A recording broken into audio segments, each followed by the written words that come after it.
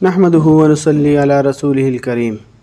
آج کی ٹاپک میں ہم بات کریں گے کہ ختنہ کرنے کے اوپر جو پروگرام منعقد کیا جاتا ہے اس کا شریعت کے اندر کیا حکم ہے۔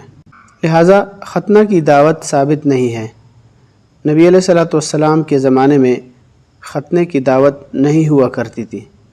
مسند شریف کی ایک روایت ہے مسند احمد کی کہ حضرت عثمان بن ابی العاص رضی اللہ عنہ کو کسی جگہ پر ختنے کی دعوت پر بلایا گیا تو انہوں نے منع فرمایا، کیونکہ انہوں نے کہا کہ ہم نبی علیہ الصلوۃ والسلام کے دور میں اس پر نہیں جایا کرتے تھے، لہٰذا سنت یا ثابت سمجھ کر ختنے کی دعوت کرنا صحیح نہیں ہے۔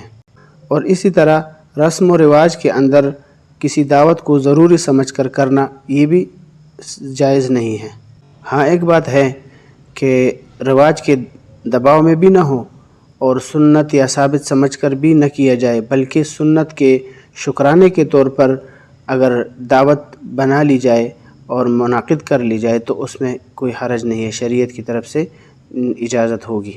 لیکن اس میں بھی شرط یہ ہے کہ وہ کوئی ایسے خرافات یا ایسے امور سے پاک ہو جو شریعت کی طرف سے وہ منع ہے، جیسے گانے بجانے، میوزک، ڈول باجے وغیرہ، اس سے یہ دعوت بھی پاک ہو۔